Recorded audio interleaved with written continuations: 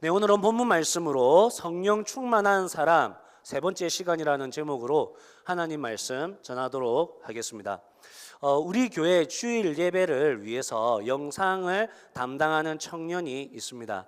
그 청년이 우리 교회를 등록하고 얼마 되지 않아서 영상을 담당하게 되었습니다. 사실 그때 저는 염려가 됐습니다. 그 청년이 교회 온 지 얼마 안 됐기 때문에 봉사의 자리로 간다는 것이 걱정이 되었습니다. 소곤소곤 할 필요 없습니다. 관선이 다 알고 있습니다. 우리 교회는 영상하는 남자는 관선이밖에 없습니다. 저하고 같이 살고 있는 관선입니다. 근데 이제 관선이가 처음 왔을 때 이제 바로 이렇게 영상팀이 됐는데, 그런데 저는 이제 그 청년이 흔쾌히 이렇게 하겠다고도 했고, 저도 생각할 때 다른 분들은 모르겠지만 또 이 청년은 봉사하는 것이 오히려 교회 적응에 도움이 되겠다라는 판단을 했습니다. 그래서 허락을 해서 청년이 봉사를 하는데, 이 청년이 영상팀을 맡아서 얼마 안 돼서 제가 물었습니다.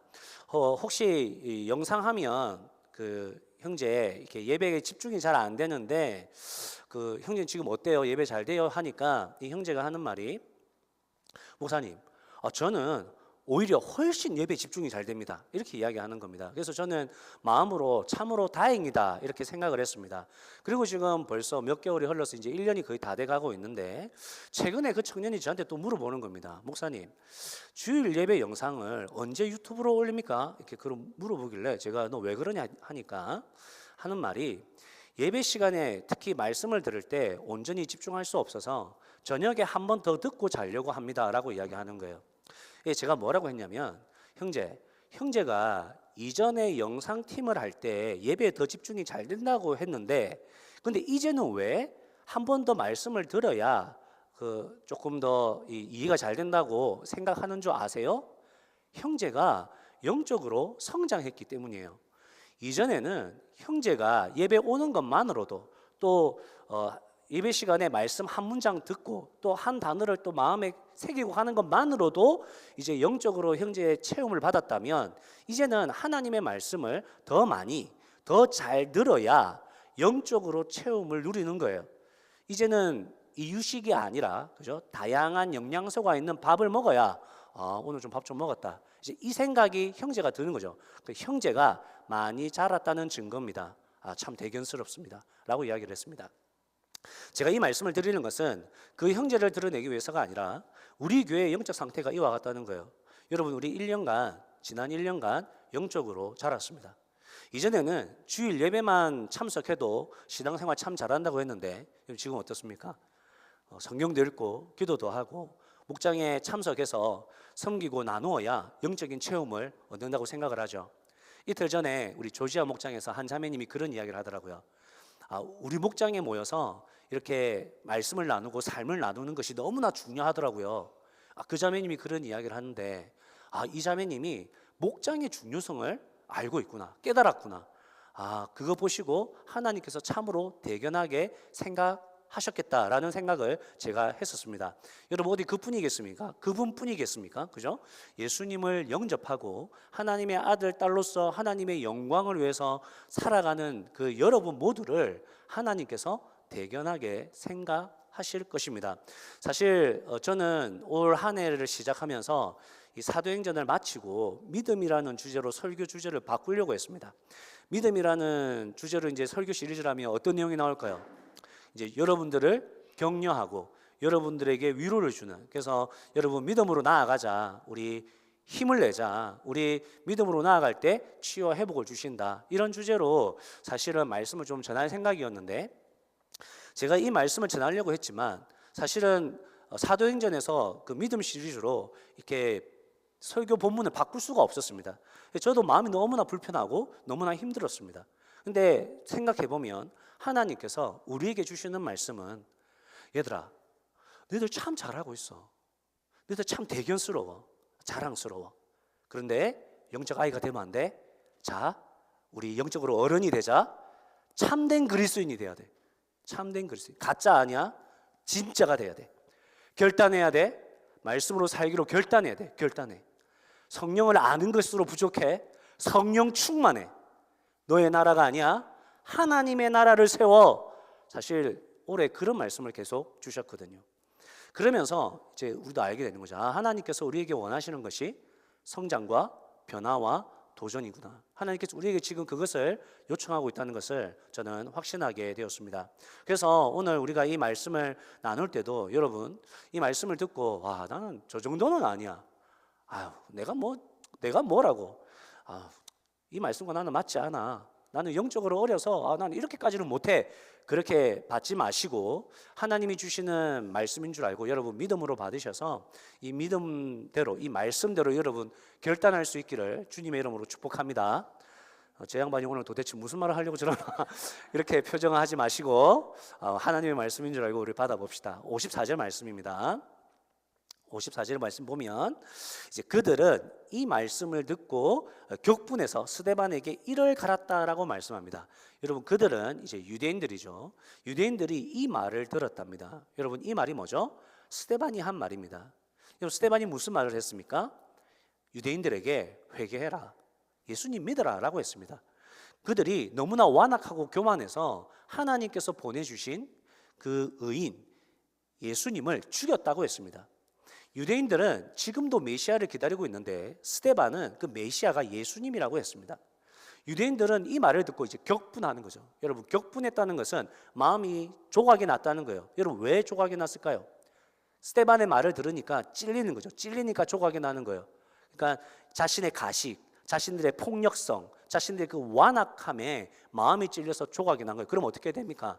회개해야죠. 회개해야죠. 자기의 양심과 자기의 마음이 산산조각이 날 정도로 그렇게 찔림이 왔다면 아, 예수가 맞나? 하고 한 번 더 알아는 봐야죠. 근데 그들은 스데반 저놈, 저 맞는 말 하는 저놈을 죽여버려야겠다 그렇게 생각을 했던 것입니다.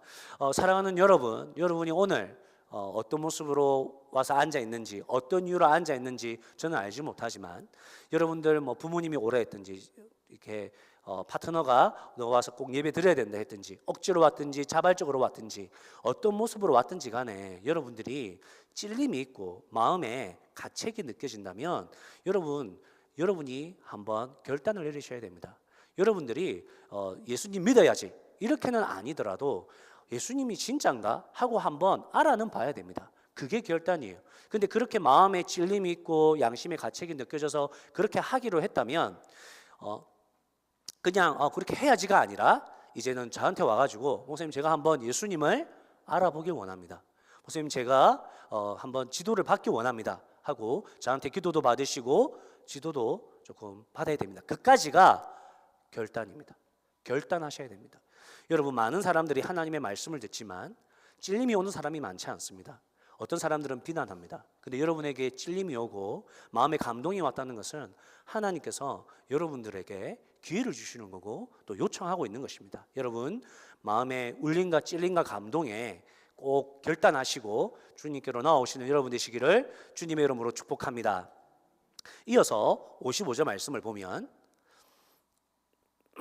스데반이 성령님으로 충만해서 하늘을 봅니다. 그때 하나님께서 스데반에게 하나님이 계시는 그 하늘을 보여주시죠.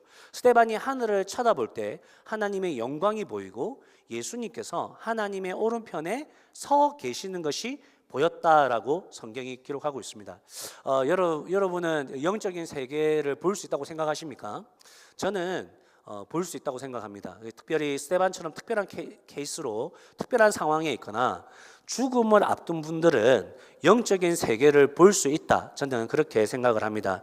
제가 이전에 교회 성도님들 임종을 앞두시고 이제 목회자들을 불러서 간단하게 예배 드릴 때 그 임종 전에 있는 분들이 뭐라고 하냐면 찬양 소리가 들린다. 아무도 찬양하지 않는데 찬양 소리가 들린다. 또는 천사가 왔다. 천사가 날 데리러 왔다라고 이야기를 하세요. 또는 꼭 그렇게 이야기는 하지 않더라도 말씀은 하지 못하시지만 얼굴 표정에서 진짜 예수님을 만난 것처럼 평안함으로 죽음을 맞이하시는 분들을 보면 아, 저분이 천사를 봤구나. 아, 저분이 하늘을 봤구나. 아, 저분이 예수님을 만났구나라는 생각이 듭니다. 지금 스데반도 그런 상황이다라고 볼 수 있습니다. 그런 상황에서 스데반이 이제 보이니까 그대로 이야기를 하는 거죠. 보십시오, 여러분. 하늘이 열리고 하나님의 오른쪽에 인자, 여러분 인자는 메시아예요, 메시아. 메시아는 근데 스데반이 말하는 메시아는 예수님이죠. 그 예수님이 지금 하나님의 오른편에 서 계십니다라고 외친 거예요. 그러자 유대인들이 엄청나게 분노해서 소리를 지르면서 스데반에게 달려들어서 그에게 돌을 던져 죽여버립니다. 여러분, 유대인들이 스데반의 말에 갑자기 이렇게 흥분한 이유가 뭘까요? 지난주에도 말씀드린 것처럼 스데반이 가지고 있는 그 제목이 신성 모독죄이기 때문입니다. 유대인들은 여러분도 아시다시피 하나님을 믿죠. 근데 그 하나님이 어떤 분입니까? 자기 민족만 택하셔서 자기 민족에게만 복을 주시고 자기 민족을 보호해주시는 분이세요. 유대인들이 생각할 때 우리를 선택한 하나님은 우리를 결코 그냥 내버려 두지 않는 거죠. 그 메시아를 보내주셔서 자기들을 구원해 주실 거다. 근데 그 구원해 주심이 뭐죠? 메시아가 오시면 자기들을 이 세상에서 그 누구보다도 성공시켜 주실 것이다. 자기의 나라를 우리 메시아가 딱 왕으로 등극을 하면 이 세상의 그 어떤 나라보다도, 요즘에 미국 갑질하는데 그 누구보다도 갑질하는 나라로, 최강국으로 제일 잘 사는 나라로 만들어 주실 것이다. 이제 이 메시아를 기다리고 있는 겁니다. 그런데 스데반이 뭐라 그럽니까? 스데반이 하는 말이 메시아가 예수라는 겁니다.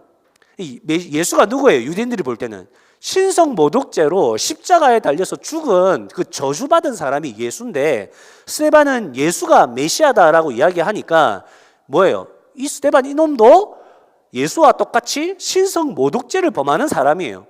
그런데 그 신성 모독죄를 범하고 있는 스데반이 법정에서 지금 재판하고 있는 중에, 안 그래도 유대인들은 얘를 재판해가지고 바로 죽여버릴 생각이었는데, 법정에서 지금 재판받고 있는 중에 하늘이 보인다, 하나님이 보인다, 그리고 인자가 보인다, 메시아가 보인다, 이러고 있으니까 사람이 어떻게 신을 봅니까? 유대인들은 그 신을 보인다 이런 것도 신성 모독죄에 해당되거든요. 이분들이 볼 때는 이 스데반이 신성 모독죄를 지금 대놓고 저지르고 있는 거예요. 그러니까 이들이 그 안에서 분노하면서 자기들이 받아들일 수 없으니까 그대로 끌고 나가가지고 바로 돌로 쳐서 스데반을 죽여버립니다. 재판도 다 끝내지 않고 죽여버리죠. 여러분, 이거를 뭐라고 하냐면 순교라고 합니다. 순교는 사전적 의미로 모든 압박과 박해를 물리치고 자기가 믿는 신앙을 지키기 위해서 목숨을 바치는 일을 의미합니다. 스데반은 이렇게 순교하면서도 뭐라고 합니까? 예수님, 내 영혼을 받아 주십시오. 주님, 저 사람들은 자기들이 무슨 짓을 하고 있는지 모릅니다. 저 죄를 저들에게 돌리지 마십시오라고 외치면서 그의 마지막을 맞이하게 됩니다. 여러분, 다시 55절로 올라가서 지금 이 성경이 기록되었는데, 그럼 스데반이 환상을 본 거, 특히 하나님을 본 거, 하늘이 열린 것을 봤다는 것을 어떻게 알고 이렇게 기록해 놨을까요? 스데반 죽었지 않습니까? 그것은 지금 스데반을 죽인 사람들, 스데반에게 돌을 던져 죽인 사람들 중에 나중에 예수님을 믿고 변화된 사람들이 있었던 거죠. 그리고 그들이 예수님을 믿고 변화되고 난 다음에 스데반의 외침을 기억해 보니까 그게 거짓이 아니었다는 것을 알고 이렇게 기록하게 된 것입니다. 그리고 또 하나 우리가 생각해 볼 것은, 그러면 스데반은 하나님을 보고 인자를 봤는데 왜 서 계신 인자를 봤냐는 거예요.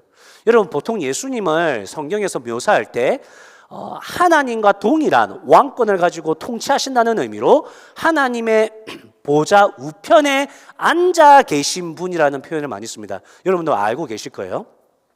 예수님은 하나님의 그 보좌 우편에 앉아 계신 분이에요. 그래서 우리에게 하나님의 그 통치, 예수님의 그 왕권과 통치를 보여주시는 거죠. 그런데 지금 예수님 서 계세요. 왜 서 계세요? 왜 서 계신다고 표현했습니까? 예수님은 지금 예수님 때문에 죽어가는 스데반을 보고 견딜 수 없는 거죠. 스데반의 고통을 보고 견딜 수 없어서 예수님이 벌떡 일어나신 겁니다. 그런 스데반을 또 맞이해야겠고, 그런 스데반의 손을 잡아주고 싶고, 그런 스데반을 안아주고 싶어서 벌떡 일어나신 거죠. 악한 자들에 대해서는 분노하시고, 고통당하는 스데반을 향하여서는 애통하는 마음으로 그 자리에서 벌떡 일어나신 겁니다. 여러분들이 생각할 때 여러분들이 지금 겪고 있는 아픔과 고통과 괴로움들이 있죠. 우리의 삶들이 그렇게 녹록하지 않습니다. 그런 고난 속에 살아가는 우리를 보면서 여러분, 우리 예수님은 벌떡 일어나 계십니까? 아니면 슬퍼서 울고 계십니까? 여러분들이 당하는 고통은 누구 때문에 당하는 겁니까? 여러분 왜 힘들어 하십니까? 여러분의 뜻과 계획대로 잘 안 되어서 괴로운 겁니까? 아니면 하나님의 자녀로서 하나님의 영광을 위해 살다가 흐르는 눈물이요? 또 괴로움입니까? 하나님께서 고통스러워하는 여러분들을 보면서 하나님도 안타까워하시겠습니까? 아니면 벌떡 일어나서 얘야 조금만 기다려라. 내가 곧 간다. 내가 가서 너의 그 원한을 풀어주마. 내가 너의 눈물을 닦아주마. 그렇게 하시겠습니까? 여러분의 예수님은 지금 하나님과 상관없이 살아가면서 겪는 여러분의 아픔을 보면서 안타까워하시겠습니까? 아니면 여러분의 예수님은 여러분이 예수님 때문에 겪는 고난으로 인해서 그렇게 괴로워하는 것을 보면서 벌떡 일어나 계시겠습니까?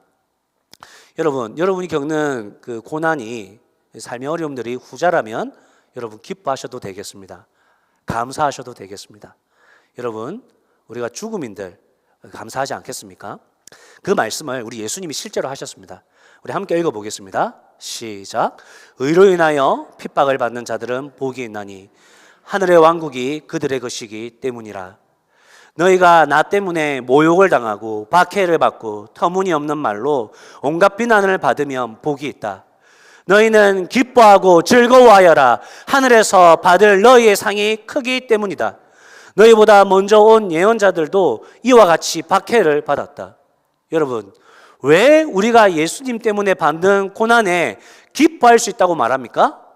우리가 받을 상이 크기 때문입니다. 믿으십니까? 그 상이 무엇입니까? 스데반은 어떤 상을 받았습니까? 지금 스데반은 어디 있습니까? 네, 답을 말해주셔서 감사합니다, 사모님. 그 천국이라는 이야기를 우리 성경에서 한번 찾아보겠습니다. 요한계시록 20장 가보면 요한계시록 20장은 천년 왕국에 대한 이야기입니다.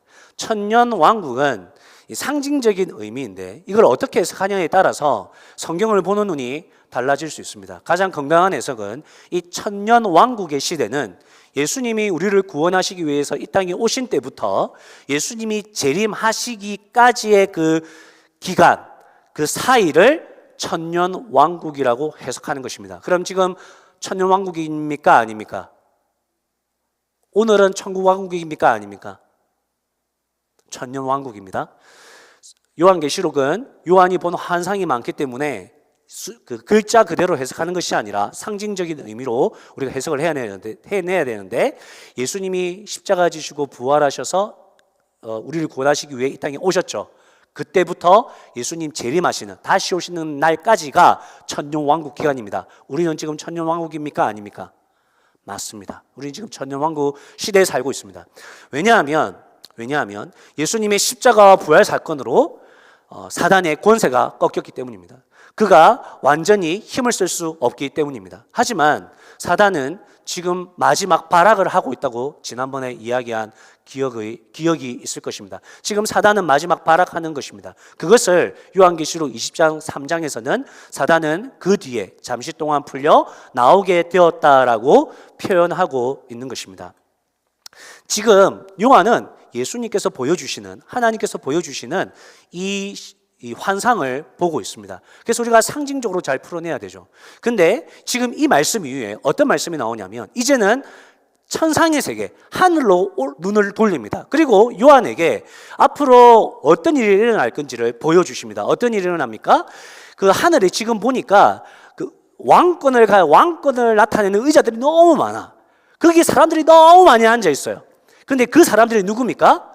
예수님과 함께 심판할 권세를 받은 사람들입니다. 쉽게 말해서 예수님과 함께 통치하는 왕권을 가진 사람들입니다. 예수님의 영광, 예수님의 권세, 예수님의 힘을 가진 사람들입니다. 그런데 그들이 누구였습니까? 예수님을 증언하고 하나님의 말씀 때문에 순교한 사람들입니다. 그리고 그들은 사탄의 권세와 우상에게 절하지 않은 사람들입니다. 그리고 그들이 짐승의 표를 받지 않았다라는 그런 묘사가 있는데 이것은 악한 자들이 그들에게 야, 너희들 예수 포기해봐. 내가 너희에게 돈 줄게. 너 예수 포기하면 내가 너희에게 지위도 줄게. 내가 너 예수 안 믿으면 내가 너희에게 세상의 영광을 줄게 했을 때 그것을 포기하고 예수님을 따랐던 사람이라는 의미입니다. 그 사람들, 다시 말하면 예수님 때문에 손해보고, 예수님 때문에 진급이 안 되고, 예수님 때문에 돈을 못 벌고, 예수님 때문에 아픔을 당하고, 예수님 때문에 고난받고, 심지어 예수님 때문에 죽임을 당한 사람들, 그 사람들이 지금 뭐 하고 있습니까? 그리스도와 함께 하나님의 나라를, 이 세상을 함께 다스리고 있는 것입니다. 여러분, 지금 스데반 어디 있습니까? 천국에 있습니다. 스데반 뭐 하고 있습니까? 예수님과 함께 다스리고 있습니다. 여러분, 스데반 죽었습니까? 살았습니까? 살았습니다. 그래서 요한계시록 20장 4절에서는 그들은 살아서라고 이야기하고 있고, 오늘 우리가 읽은 사도행전 7장 60절에는 스데반이 죽었다라고 말하지 않습니다. 스데반이 잠들었다라고 이야기하는 것입니다. 성도는 죽지 않습니다. 우리는 잠잘 뿐입니다. 스데반이 잠을 잤습니다. 눈을 떴죠. 어디입니까? 천국인 거죠. 스데반은 죽지 않았습니다. 스데반은 지금도 살아 있습니다. 지금도 예수님과 함께 이 세상을 통치하고 있습니다. 이것이 저와 여러분이 받을 큰 상입니다. 여러분, 우리가 받을 큰 상이 뭡니까?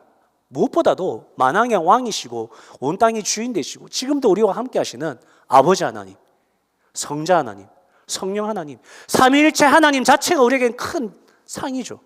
그분이 계신 천국, 천국이 큰 상이고, 또 그분과 함께 우리가 스데반과 함께 다스림에 동참할 것입니다. 그게 무엇을 의미하는지는 모르겠지만 그 왕권을 가진 자로서의 영화를, 아름다움을 우리가 누리게 될 것입니다. 그것이 우리가 받을 큰 상입니다. 그래서 여러분, 우리는 예수님 때문에 받는 고난에도 기뻐할 수 있는 것입니다. 여러분, 교회 봉사하다가 상처받으셨습니까? 지치셨습니까? 어제 우리 관선 형제랑 이야기하다가 관선 형제가 목사님 제가 이렇게 하던데 제가 이렇게 교회 일을 하다가 일중심적으로 바뀔 때가 있었습니다. 그러면 막 이렇게 자기가 자기 나름대로 이렇게 열심히 하고 있는데 옆에서 이렇게 말을 톡톡 한답니다. 음향이 크니 작니 막 속에서 막 빡쳤답니다. 빡쳤다. 쉽게 말하면 전문용어로 빡쳤다. 그렇지, 있었지만 잘 참고 했다. 그런 일들이 더 많을 거다. 잘 준비해라 라고 이야기를 했습니다. 여러분, 기뻐하십시오. 하늘에서 여러분들의 상이 크다고 말씀하고 있습니다. 여러분, 예수님을 영접한 이후로 여러분 원하는 삶을 살지 못하고, 여러분들이 원하는 대로 화도 못 내고, 예수님 때문에 돈도 많이 못 벌고, 예수님 때문에 이 땅에 흔히 말하는 그런 즐거움과 기쁨과 영광을 누리지 못하고 계십니까? 여러분, 기뻐하십시오. 여러분은 죽지 않을 것입니다. 영원히 주님과 함께 살 것입니다. 여러분, 예수님 때문에 남자친구도 없고 시집도 못 가고 장가도 못 가고 계신 여러분들, 기뻐하십시오. 예수님만 없으면 인생이 술술 풀릴 것 같은데, 예수님 때문에 결혼도 못하고 아무 남자도 못 만나고 미래에 대해서 함부로 결정도 못하고 오히려 내려놓아야 할 건 너무 많고, 예수님 때문에 힘든 분들, 기뻐하십시오. 인내하십시오. 또 감사하십시오. 하나님께서 여러분들의 인생을 책임지실 것입니다.